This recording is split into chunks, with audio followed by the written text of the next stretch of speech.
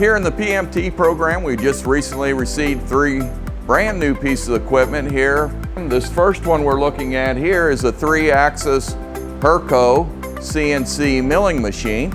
The other pieces that we bought are the Haas 5-axis CNC machine. A Okuma Genesis L3000E is a CNC lathe. It also has the milling operation along as a turning operation for it.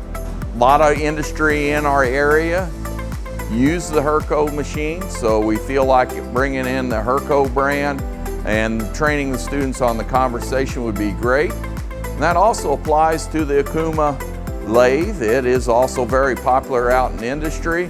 A lot of our employers use Okuma CNC turning machines, so that gives the students the benefit of training on it.